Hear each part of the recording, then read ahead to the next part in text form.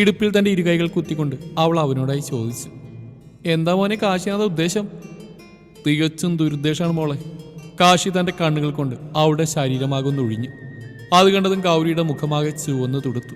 കവിളുകളിൽ ചുവപ്പ് രാശി പടർന്നു. അവനെ നോക്കാൻ സാധിക്കാതെ അവൾ താഴേക്ക് തലതാഴ്ത്തി നിന്നു. കാശി ഗൗരിയുടെ കയ്യിൽ പിടിച്ച് അവൾ അവനിലേക്ക് വലിച്ച് ചേർത്ത് പിടിച്ച് നിർത്തി. കാശിയുടെ വിട്ട് എന്തീ കാണിക്കുന്നത്? ആരും ഇങ്ങോട്ട് വന്ന? അവൾ നാലുപാട് നോക്കിക്കൊണ്ട് അവനോടായി പറഞ്ഞു, ഒന്നടങ്ങി നിൽക്കേണ്ട പെണ്ണെ, ഇവിടേക്ക് ആരും വരാനൊന്നും പോകുന്നില്ല. ഞാനേ കുളക്കടവിൻ്റെ വാതിൽ ചേർത്ത് അടച്ചിട്ടുണ്ട്. അവനൊരു കണ്ണിറുക്കി അവളോട് കുസൃതിയാലെ പറഞ്ഞു, അയ്യേ മാറി ഇങ്ങോട്ട്, ഞാനിപ്പോൾ കോളേജിൽ നിന്ന് വന്നിട്ടേ ഉള്ളൂ, എനിക്ക് വിശന്നിട്ട് വയ്യ. എനിക്കും വിശക്കുന്നുണ്ട് പെണ്ണെ, അവൻ അവളെ നോക്കി കുറുമ്പോടെ പറഞ്ഞുകൊണ്ട് അവളുടെ അടുത്തേക്ക് ചൂടുകൾ വെച്ചു. അതിനൊത്ത് അവൾ പുറകിലേക്ക് നീങ്ങി അവസാനം മതിലിൽ ചെന്ന് തട്ടി നിന്നു. അവൾ അവിടെ നിന്ന് മാറാൻ നോക്കിയതും അവൻ തന്നെ രണ്ട് കൈകൾ കൊണ്ട് ബ്ലോക്ക് ചെയ്ത് അവൾ അവിടെ തന്നെ നിർത്തി. അവൻ തൻ്റെ ഇരുപുരികങ്ങൾ ഉയർത്തിക്കൊണ്ട് അവളോടായി ചോദിച്ചു, ഇനി നീ എങ്ങോട്ടാ ഓടുന്നെന്ന് എനിക്കൊന്ന് കാണണം. അവളെന്തോ പറയാൻ തുടങ്ങിയതും അതിനനുവദിക്കാതെ അവൻ അവളുടെ ചുണ്ടുകളിലേക്ക് ആഴ്ന്നിറങ്ങി. കുതിരെങ്കിലും പിന്നീട് അവൾ അവൻ്റെ ചുംബനത്തെ ഏറ്റെടുത്തു. അവൻ്റെ കൈകൾ അവളുടെ മാറിൽ അമർന്നു. അവൾ നിന്ന് നിൽപ്പിൽ തന്നെ ഒന്ന് ഉയർന്നുപോയി. അവളിൽ നിന്നുതിർന്നു വീണ ശീൽക്കാര ശബ്ദം അവൻ്റെ രക്തത്തെ ചൂട് പിടിപ്പിച്ചു. അവൻ അവളെ കൂടുതൽ അറിയാൻ കൊതി തോന്നി. അവൻ്റെ കൈ അവളുടെ ചുരിദാറിൻ്റെ ടോപ്പ് വകഞ്ഞു മാറ്റി അകത്തേക്ക് പ്രവേശിച്ചത്. പെട്ടെന്ന് ബോധം വന്ന ഗൗരി പതിയെ അവൻ്റെ കയ്യിൽ പിടുത്തമിട്ടു. വേണ്ട കാശിയേട്ടോ, പ്ലീസ്, എനിക്ക് പീരീഡ്സാണ്. അവൾ തലാഴ്ത്തിക്കൊണ്ട് പറഞ്ഞു. ആണോ മോളെ? എന്നിട്ട് എന്താ നീ പറയാഞ്ഞേ? ഞാൻ സോറിടാ. ഇറ്റ്സ് ഓക്കെ കാശിയേട്ടാ, നമുക്ക് പോയാലോ? എനിക്കൊന്ന് ഫ്രഷായി കഴിച്ചിട്ട് കിടക്കണം, ഭയങ്കര ക്ഷീണം. എന്നാൽ നീ തറവാട്ടിലേക്ക് പോയിക്കോ, എനിക്കൊന്ന് പുറത്തേക്ക് പോകണം. ശരി, അവൾ പുഞ്ചിരിച്ചുകൊണ്ട് പറഞ്ഞു. ആദ്യം കാശി ഇറങ്ങി, തൊട്ടുപുറകിൽ തന്നെ ഗൗരിയും ഇറങ്ങി. രണ്ടുപേരും രണ്ട് ദിശയിലേക്കായി നടന്നു നീങ്ങി. തറവാടിൻ്റെ മുമ്പിൽ നിർത്തിയിട്ട ഓടി കാർ കണ്ടതും ഗൗരി സംശയത്തോടെ കാറിനെ നോക്കി തറവാട്ടിലേക്ക് കയറി ചെന്നു. ഹാളിലിരിക്കുന്ന പരിചയമില്ലാത്തവരെ കണ്ടതും ഗൗരി ഒന്ന് ശങ്കിച്ചു നിന്നു. പിന്നെ ശേഖരൻ തമ്മിയെ കണ്ടതും അവൾക്ക് മനസ്സിലായി. അല്ല, ആരിത് ഗൗരി മോളോ? ഞങ്ങൾ എത്ര നേരമായി വന്നിട്ടെന്നാ? മോൾ ഇന്ന് ഇത്രയും നേരം വൈകുമോ? പെട്ടെന്ന് അവൾക്ക് എന്തു പറയണമെന്ന് അറിയില്ലായിരുന്നു. കാരണം അവൾ നേരത്തെ എത്തിയെങ്കിലും കാശി അവിടെ പിടിച്ച് കുളക്കടയിലേക്ക് കൊണ്ടുപോയതാണ്. അതെങ്കിൽ എൻ്റെ ഫ്രണ്ടിൻ്റെ സ്കൂട്ടിന്ന് കംപ്ലൈൻ്റ് ആയി, അതാ നേരം വൈകിയത്. മോൾക്ക് എന്തിനാ സ്കൂട്ടി? ഇവിടെ ഇത്രയും കാറുള്ളപ്പോൾ നീ എന്തിനാ ഇത്ര കഷ്ടപ്പെട്ട് വരുന്നത്? വല്ല ഡ്രൈവറെയും വിളിച്ച് പോയാൽ പോരെ? നീ ആരാണെന്ന് എഴുതിയിട്ടാ? GG ഗ്രൂപ്പ്സിൻ്റെ വരുംകാല അവകാശിയല്ലേ? അവളോടായി ഹേമ പറഞ്ഞു. അതിനവർ നോക്കി ഗൗരി ഒന്ന് ചിരിച്ചു. മുത്തശ്ശിക്ക് ഹേമ പറഞ്ഞ് പിടിച്ചിട്ടില്ലെന്നുള്ളത് മുത്തശ്ശിയുടെ മുഖം കണ്ടാൽ തന്നെ അറിയാം. അയ്യോ മോളെ, ഞാൻ പരിചയപ്പെടാൻ മറന്നു, ഇതാട്ടോ എൻ്റെ മോൻ ദീപക് ദേവ്. ഈ സമയം ദീപക് ഗൗരി എന്ന മായാജാലത്തിൽ കുടുങ്ങി കിടക്കുകയായിരുന്നു. അവൻ അവളെ കണ്ണെടുക്കാതെ നോക്കിയിരുന്നു പോയി. അവൻ്റെ കണ്ണുകൾ അവളുടെ ശരീരമാകെ ഓടി അലഞ്ഞു. അവളുടെ ഇളം റോസ് ചുണ്ടുകളെ കണ്ടതും അവന് തന്നെ സ്വയം നിയന്ത്രിക്കാൻ വല്ലാതെ പാടുപെട്ടു. മോനെ ദീപു. സത്യത്തിൽ ഹേമ വിളിച്ചെന്നും അവൻ കേൾക്കുന്ന കൂടി ഇല്ലായിരുന്നു. ഡാ മോനെ ദീപു. അവരവനെ കുലുക്കി വിളിച്ചു. അമ്മേ. എടാ മോനെ, നീ ഗൗരി മോൾ ഇതുവരെ കണ്ടിട്ടില്ലല്ലോ. ഇതാട്ടോ അരവിന്ദങ്ങളുടെ മകൾ ഗൗരി. ദീപു ഗൗരി നോക്കി ചിരിച്ചുകൊണ്ട് ഹായ് പറഞ്ഞു. ഹലോ. ഗൗരിയും ദീപു നോക്കി ഒന്ന് പുഞ്ചിരിച്ചു. ആൻറ്റി, ഞാനിപ്പോൾ ഒന്ന് ഫ്രഷ് ആയിട്ട് വരാട്ടോ, ഭയങ്കര ക്ഷീണം. അയ്യോ മോളെ, എന്തു പറ്റി? ഒന്നുമില്ല ആൻറ്റി, ഒരു ചെറിയ തലവേദന പോലെ, ഞാൻ പെട്ടെന്ന് വരാട്ടോ, ആൻറ്റി ഇരിക്കും. അതും പറഞ്ഞ് ഗൗരി മുകളിലേക്ക് കയറിപ്പോയി. ഗൗരിക്ക് പുറകെ തന്നെ ദീപവും പോകാനൊരുങ്ങിയെങ്കിലും അവൻ്റെ കയ്യിൽ പിടിച്ച സ്വകാര്യമായി ഹേമ പറഞ്ഞു. നിന്റെ ഭക്ഷണ സ്വഭാവം ഇവിടെ കാട്ടരുത് കേട്ടോടാ, അവിടെ അടങ്ങിയിരിക്കുക. അമ്മയുടെ ഭീഷണിയുടെ മുമ്പിൽ ദീപയുടെ നല്ല പുത്രനെ അടങ്ങിയിരുന്നു. എന്താണ് അമ്മയും മോനും കൂടി ഒരു സ്വകാര്യം പറച്ചിൽ? മുത്തശ്ശി ചോദിച്ചു. അതൊന്നുമില്ല തറവാട്ടമ്മേ, അവൻ പറയായിരുന്നു കിടക്കാൻ പോണെന്ന്, കുറേ നേരമായാലും വന്നിട്ട്. അതിനെന്താ, കൂട്ടി പോയി കിടന്നോളൂ. മുത്തശ്ശി അത് പറഞ്ഞു ദീപയോട് ചാടി എണീറ്റു. ഞാനൊന്ന് കുറച്ച് നേരം കിടക്കട്ടെ. അതും പറഞ്ഞ് ദീപ് മുകളിലേക്ക് കയറിപ്പോയി. മുകളിലെത്തി ദീപ് ഗൗരിയുടെ റൂം തിരഞ്ഞെടുക്കുകയായിരുന്നു. സത്യത്തിൽ എല്ലാ റൂമും അടഞ്ഞെടുക്കുന്നതിനാൽ ഏതാണ് ഗൗരിയുടെ റൂമെന്ന് അവന് മനസ്സിലായില്ല. കുറച്ചു നേരം കൂടി അവിടെ നിന്ന് തിരിഞ്ഞളിച്ചിട്ട് അവൻ നിരാശയോടെ അവൻ്റെ റൂമിൽ കയറി കതകടച്ചു. ഗൗരി ഒന്ന് ഫ്രഷായി വന്ന് അല്പസമയം കട്ടിൽ കയറി കിടന്നു. പക്ഷെ അവൾ ക്ഷീണമുള്ളതിനാൽ ഉറങ്ങിപ്പോയി. പിന്നീട് കാശി വന്ന് വിളിച്ചപ്പോഴാണ് അവൾ ഉണർന്നത്. വയറുവേദന മാറിയില്ല ഗൗരി? ഇല്ല കാശിയേട്ടാ, എനിക്ക് തീരെ വയ്യ. ഭക്ഷണം കഴിക്കാതെ കിടന്നിട്ടാ അധികം ക്ഷീണം തോന്നുന്നു. നീ വാ, കുറച്ച് കഞ്ഞികൾ കുടിച്ചാൽ കുറച്ചുകൂടി ബെറ്റർ ആവും. വേണ്ട കാശിയേട്ടാ, ഞാൻ കിടന്നോട്ടെ. പറ്റില്ല, ഭക്ഷണം കഴിക്കാൻ ഞാൻ നിന്നെ കിടത്തില്ല എന്ന് പറഞ്ഞ് അവൻ എങ്ങനെയൊക്കെയോ താങ്ങി പിടിച്ച് എണീപ്പിച്ച് അവളെ പതിയെ നടത്തിക്കൊണ്ടുപോയി. അവൻ എടുക്കാമെന്ന് പറഞ്ഞെങ്കിലും തറവാട്ടിൽ താഴെ എല്ലാവരും ഉള്ളതിനാൽ അവളതിന് സമ്മതിച്ചില്ല. ഡൈനിങ് ഹാളിൽ ഇരിക്കുമ്പോൾ ദീപികിൻ്റെ കണ്ണുകൾ ഗൗരിക്ക് വേണ്ടി തേടി അലയുകയായിരുന്നു. അല്ല ജാനകി, എവിടെ ഗൗരി മോള്? അവളെ പിന്നെ കണ്ടില്ലല്ലോ. അതുപോലെ തന്നെ അരവിന്ദിനെയും. ഞങ്ങൾക്ക് അരവിന്ദിനോട് കുറച്ച് പ്രധാനപ്പെട്ട കാര്യങ്ങൾ പറയാനുണ്ടായിരുന്നു. അല്ലേ ശേഖരേട്ടാ? ആ അതെ അതെ. അരവിന്ദിനെ ഞാൻ വിളിച്ചിരുന്നു. അപ്പോൾ പറഞ്ഞു നാളെ മോർണിംഗ് ഇവിടെ തിരിച്ചെത്തുന്നു. പിന്നെ ഗൗരി മോള്, അവൾക്ക് തീരെ വയ്യടോ. അയ്യോ, എന്തു പറ്റി മോൾക്ക്? പീരീഡ്സിൻ്റെ വേദനയാണ്. ഇനിയിപ്പോൾ താഴോട്ട് ഇറങ്ങാൻ തോന്നില്ല. അവൾ താഴേക്ക് ഇനി വരില്ലെന്ന് കേട്ടതും ദീപകിനാകെ ദേഷ്യം വന്നു. അവൻ ചാടി എണീക്കാൻ പുറപ്പെട്ടതും ഹേമ അതിനെ അനുവദിക്കാതെ അവൻ്റെ കയ്യിൽ പിടിച്ച് അവിടെ തന്നെ ഇരുത്തി. ഇഷ്ടമില്ലെങ്കിലും ഹേമയുടെ തുറിച്ചു നോട്ടത്തിൽ ദീപക് അവിടെ തന്നെ ഇരുന്നു. ഒപ്പം ശേഖരൻ തമ്മിയും പറഞ്ഞു അവനോട് കണ്ണുണ്ട് അവിടെ തന്നെ ഇരിക്കാൻ. ഈ സമയത്താണ് സ്റ്റെപ്പ് ഇറങ്ങിയിരുന്ന ഒരു കൊലുസിൻ്റെ ശബ്ദം കേട്ടത്. ദീപും ഹേമയും തമ്പിയും നോക്കുമ്പോൾ കാണുന്നു കാശിയുടെ കയ്യും പിടിച്ചിറങ്ങി വരുന്ന ഗൗരിയാണ്. അത് കണ്ടത് മൂവരുടെയും മുഖമൊന്ന് ഇരുണ്ടു. പക്ഷേ അവരത് പുറത്തു കാട്ടിയില്ല. ദീപകിൻ്റെ അടുത്തൊരു സീറ്റ് ഒഴിവുണ്ടായിരുന്നു. അവൻ കരുതി ഗൗരി അവിടെ വന്നിരിക്കുമെന്ന്. പക്ഷെ അവൻ്റെ കണക്കൂട്ടുകൾ തെറ്റിച്ചുകൊണ്ട് കാശിയുടെ അടുത്തായി കാശി അവൾ ഇരുത്തിച്ചു. ഓ, ഞാൻ കരുതി നീ ഇനി വരില്ലായിരിക്കുന്നു. ഞാൻ അങ്ങോട്ട് ഭക്ഷണം എടുത്ത് കൊണ്ടുവരാതിരിക്കുകയായിരുന്നു. എന്തായാലും കാശിമോൻ ചെയ്ത് നന്നായി. നിന്നെങ്കിലും പേടിയുണ്ടെങ്കിൽ അവൾ കുറച്ചെങ്കിലും കഴിച്ചോളൂ. ഞാൻ കൊടുത്ത ഒരു വക കഴിക്കില്ല പെണ്ണ്. ജാനകി 2 പ്ലേറ്റ് എടുത്ത് അവർക്ക് ഇരുവർക്കും വെച്ച് കൊടുത്തു. ആൻറ്റി, ഒരു പ്ലേറ്റ് മതി. ഞങ്ങൾക്ക് 2 പേർക്ക് ഒന്നിലും ഉറപ്പിക്കുള്ളൂ. കാശിയുടെ സംസാരം കേട്ടത് ദീപകിനാവ് വിറഞ്ഞു കയറാൻ തുടങ്ങി. അവൻ തന്റെ കൈമുഷ്ടി ചുരുട്ടി പിടിച്ച് ദേഷ്യം നിയന്ത്രിച്ചുകൊണ്ട് ഹേമയെ കണ്ണുരുട്ടി നോക്കി. എന്തോ മനസ്സിലായ പോലെ ഹേമ ജാനകിയോടായി പറഞ്ഞു, അല്ല ജാനകി, അതിപ്പോൾ എന്തിനാ മോനെ ബുദ്ധിമുട്ടിക്കുന്നത്? മോള് തനിയെ കഴിച്ചോളൂ. കാശി മോൻ കഴിച്ചോട്ടെ, വെറുതെ അവനെ കൂടി. അവരെന്തോ പറയാമെന്നും അതിന് തടഞ്ഞുകൊണ്ട് കാശി പറഞ്ഞു. നോ ആൻറ്റി, എനിക്കിതൊന്നും ബുദ്ധിമുട്ടുള്ള കാര്യമില്ല. അതും പറഞ്ഞ് കാശി അവൾക്ക് ഓരോ സ്പൂണായി കഞ്ഞി കോരിക്കൊടുത്തു. കാശിയെ കുറച്ച് പേടികളുകൊണ്ട് തന്നെ ഗൗരി ആ കഞ്ഞി മുഴുവനായി കുടിച്ചു. അവളുടെ വായും കഴുകിപ്പിച്ച് അവൻ തന്നെയാണ് അവളെ റൂമിൽ കൊണ്ടുപോയി കിടത്തിയത്. അവൻ്റെ അടുത്തടിച്ച പോലുള്ള മറുപടി ഹേമയ്ക്ക് തീരെ പിടിച്ചിട്ടില്ലായിരുന്നു. പിന്നെ അവർ അത് അപ്പോൾ അവിടെ കാണിച്ചില്ലെന്ന് മാത്രം. റൂമിലെത്തി ഹേമയും ദീപക്കും തമ്മിൽ ഓരോ കണക്കൂട്ടുകൾ കൂട്ടിക്കൊണ്ടിരിക്കുകയാണ്. അവൻ ആരാ എൻ്റെ പെണ്ണിന് ഊട്ടി കൊടുക്കാനൊക്കെ? അതൊക്കെ ഞാനിവിടെ അല്ലേ? അവൻ്റെ ഒരു കയറി കണ്ടാ തോന്നും അവളെൻ്റെ ഭാര്യയാണെന്ന്. എനിക്കാണെങ്കിൽ ദേഷ്യം വന്നിട്ട് അവനെ പിടിച്ചു വലിച്ചൊന്ന് കൊടുക്കാനാണ് തോന്നിയത്. നാളെ അരവിന്ദങ്ങൾ ഇങ്ങോട്ടൊന്ന് വന്നോട്ടെ, എന്നിട്ട് എത്രയും പെട്ടെന്ന് ഞങ്ങളുടെ എൻഗേജ്മെൻറ്റ് നടത്തി വെക്കണം. അങ്ങനെ അവളുടെ അടുത്തേക്ക് ആരും അധികാരം ചമഞ്ഞ് വരണ്ട. അവൾ എൻ്റേതാ, ഈ ദീപകിൻ്റെ മാത്രം. ഒന്നടങ്ങടാ മോനെ, നമുക്കെല്ലാം ശരിയാക്കാം. നാളെ അരവിന്ദ് ഇങ്ങോട്ടൊന്ന് വന്നോട്ടെ. പിന്നെ കാശിയല്ല, അവൻ്റെ അപ്പം വിചാരിച്ചാൽ പോലും ഒന്നും നടക്കില്ല. അയാൾ ഒരു പുച്ഛത്തോടെ അവരോടായി പറഞ്ഞു. സത്യത്തിൽ കാശിയെ കാണാൻ ഒരു ഭംഗിയൊക്കെ ഉണ്ട് അല്ലേ ഏട്ടാ? എന്താണ് ആ ചെറുക്കൻ്റെ പണി? കൂടുതൽ സംസാരിക്കുന്ന ടൈപ്പല്ലെന്ന് തോന്നുന്നു. അല്ലെങ്കിൽ ഞാനെല്ലാവരോട് തന്നെ ചോദിക്കായിരുന്നു. സത്യത്തിൽ എനിക്കൊരു മകളുണ്ടെങ്കിൽ ഞാൻ ഉറപ്പായി അവനെ കൊണ്ട് വിവാഹം കഴിപ്പിക്കും. അവരുടെ കണ്ണിൽ കാമം കത്തി തിളങ്ങി. മതി മതി, എല്ലാവരും പോയി കിടന്ന്, ബാക്കി നാളെ. ആ പിന്നെ ദീപകെ, പോയി കിടക്കാൻ പറഞ്ഞാൽ കിടക്കുക. നിന്റെ ലണ്ടനിലെ സ്വഭാവം ഇവിടെ എടുക്കരുത്. നിനക്കറിയാലോ, നമ്മൾ അടിവേരി വരെ ഇളകി നിൽക്കുക. യെസ് ഡാഡ്, എന്നെ കൂടുതൽ ഉപദേശിക്കണ്ട, എനിക്കറിയാം. അതും പറഞ്ഞ് അവൻ പുറത്തേക്ക് ഇറങ്ങിപ്പോയി. എന്നാൽ ഞാനും കിടക്കാൻ പോകുന്നു. Shekhar, good night.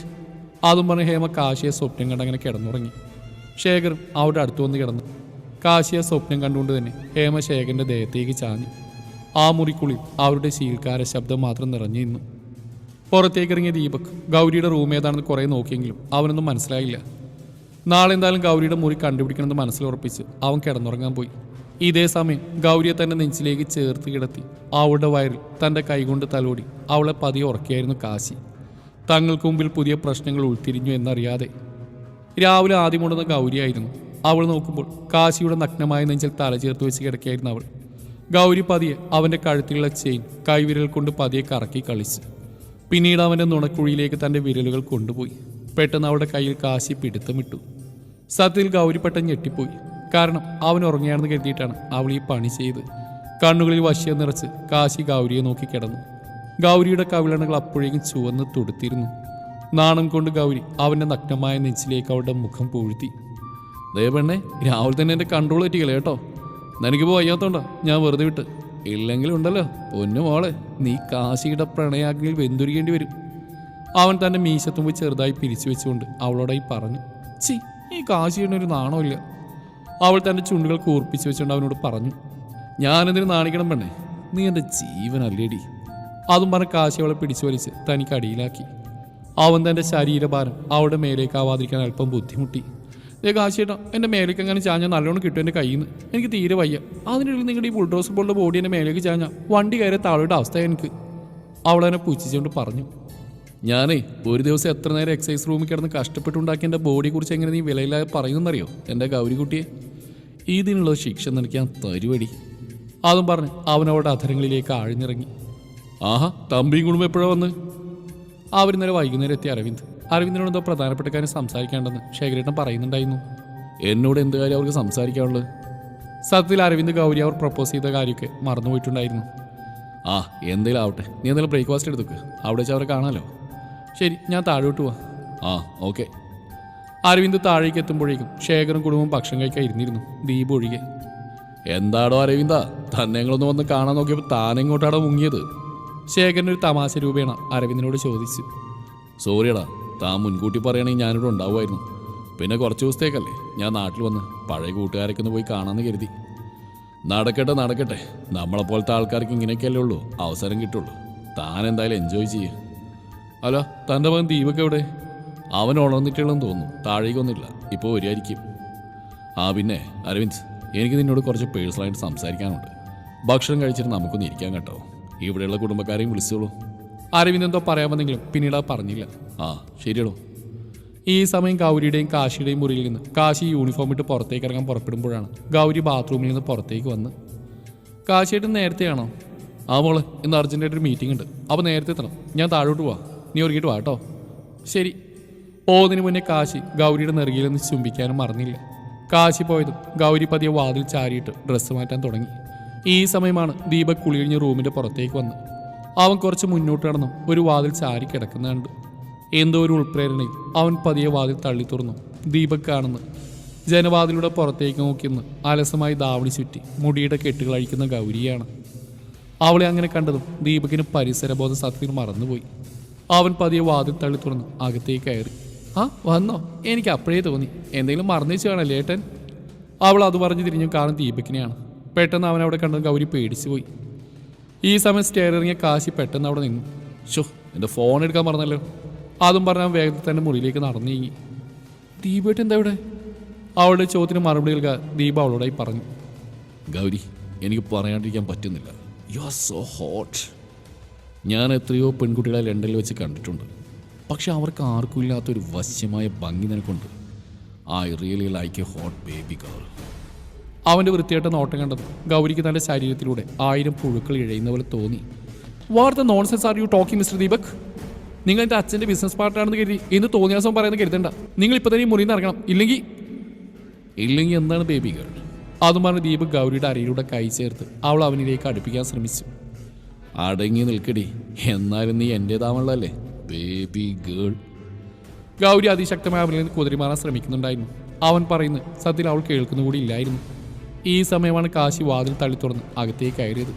ഹേമേ, നീ പോയും ദീപകിനെ നോക്കിയേ, എത്ര നേരമാവണം വന്നിട്ട്? ശരി ഏട്ടാ, ഞാൻ അവനെ പോയി നോക്കിയിട്ട് വരാം. അതും പറഞ്ഞ് അവർ എഴുന്നേൽക്കാൻ പോയതും പെട്ടെന്നാണ് സ്റ്റെയറിൻ്റെ കൂടെ എന്തോ ഒരു സാധനം ഉരുണ്ടുപിടിഞ്ഞ് നിലത്തേക്ക് വന്ന് വീണത്. പഴം തുണിക്കെട്ട് പോലെ വന്ന് വീണ് കിടക്കുന്ന സാധനത്തിൽ കണ്ടത് അവരെല്ലാവരും ഇടിവെട്ടേറ്റ പോലെ നീന്നു. അയ്യോ ദീപോനെ! കുറച്ച് നിമിഷങ്ങൾക്ക് മുമ്പേ കാശി വാതിൽ തുറന്ന് അകത്തേക്ക് കയറിയതും തൻ്റെ കൺമുമ്പിൽ നടക്കുന്ന കാര്യം കണ്ടതും അവൻ അടിമുടി ദേഷ്യത്താൽ വിറച്ചു. അത്രയും നേരം ഗൗരിയോട് ചിരിച്ചു കളിച്ച് സംസാരിച്ചിരുന്ന കാശിയല്ലായിരുന്നു അവിടെ നിൽക്കുന്ന കാശി. അവൻ്റെ ഒരൊറ്റ വിളിയിൽ ദീപക് ഞെട്ടിപ്പോയി. പെട്ടെന്ന് കാശിയെ, അതും പോലീസ് യൂണിഫോമിൽ കണ്ടതും ദീപക് ഒന്ന് പതറി. അവൻ്റെ കൈകൾ ഗൗരിയുടെ ശരീരത്തിൽ നിന്ന് നനഞ്ഞതും ഗൗരി അവനെ തള്ളി മാറ്റി കാശിയുടെ അടുക്കിലേക്ക് ഓടിച്ചെന്ന് അവൻ ഇറുകെ കെട്ടിപ്പൊടുന്നു. കാശിയേട്ട, എനിക്ക് എന്നെ... അവൾ എന്തൊക്കെയോ അവനോട് പറയുന്നുണ്ട്, പക്ഷെ പേടികൊണ്ട് ഗൗരിയുടെ ശരീരമായി വിറക്കുന്നുണ്ടായിരുന്നു. കരഞ്ഞിട്ട് അവൾക്കൊന്നും കാശിയോട് പറയാൻ സാധിക്കുന്നില്ലായിരുന്നു. ഏയ്, ഒന്നുമില്ല, ജസ്റ്റ് കൂൾ ഡൗൺ മോളെ. അവനവിടെ പുറത്ത് പതിയെ തട്ടിക്കൊണ്ട് പറഞ്ഞു. ഇതെല്ലാം കണ്ട് ദീപുനാകെ ദേഷ്യം വരുന്നുണ്ടായിരുന്നു. അവനെ കാശി കാണുന്നവർ കൊല്ലാനുള്ള കരി തോന്നി. കാശിയോട് ചേർന്ന് നിൽക്കുന്ന ഗൗരിയെ അവൻ കാണുമ്പോൾ കാശിയെ വെട്ടിനുറുക്കാനുള്ള ദേഷ്യം അവൻ്റെ ഉടലെടുത്തു. കാശിയുടെ ഒരൊറ്റ ചവിട്ടിന് ദീപക് തെറിച്ച് വീണുപോയി. അവന് തലയെല്ലാം പെരുകുന്ന പോലെ തോന്നി. എന്താണ് സംഭവിച്ചതെന്ന് മനസ്സിലാക്കാൻ ദീപകിനൊരു നിമിഷം വേണ്ടി വന്നു. ദീപക് എന്തെങ്കിലും ചിന്തിക്കാൻ സമയം കൊടുക്കുന്നതിന് മുന്നേ കാശി പാഞ്ഞു വന്ന് ദീപകിന് അവൻ്റെ ഇരുകവളിൽ മാറി മാറി അടിച്ചതാണെന്ന് പെട്ടെന്ന് അവൻ ഓർത്തെടുത്തു. അവൻ്റെ വായിൽ ചോരയുടെ ചുവ അറിഞ്ഞു തുടങ്ങിയിരുന്നു. ക്രോധത്താൽ ദീപക് കാശിയോട് അലറി.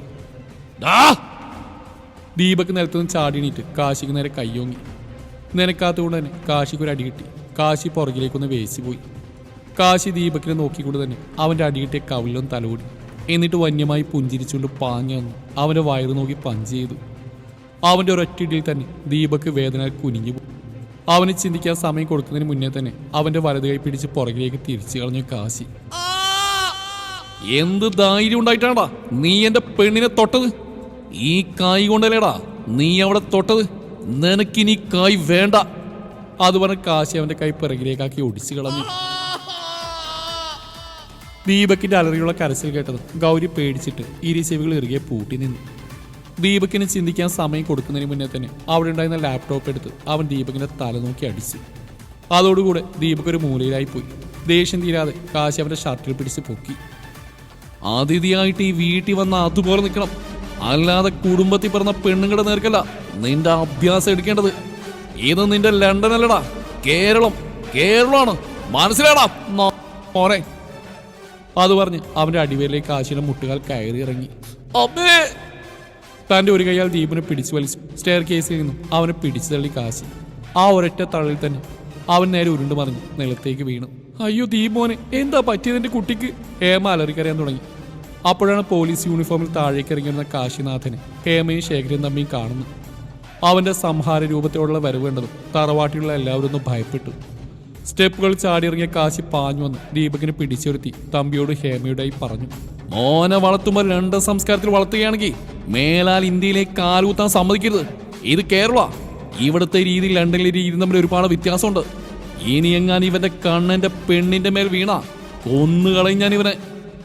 തന്റെ പുറകിൽ നിന്ന് ഗൗരിയെ തന്നിലേക്ക് ചേർത്തെത്തിക്കൊണ്ട് കാശി തമ്പിയോടായി അലറിക്കൊണ്ട് പറഞ്ഞു. അതുവരെ ഒരു തരം വിഭ്രാന്തിയിൽ നിന്നിരുന്ന തമ്പി പെട്ടെന്ന് ബോധോദയം വന്ന പോലെ കാശിയോടായി ചോദിച്ചു. നിന്റെ പെണ്ണോ? അതെ, എന്റെ പെണ്ണ് തന്നെ, എന്റെ ഭാര്യ, ഞാൻ താലി കെട്ടിയ എന്റെ പെണ്ണ്.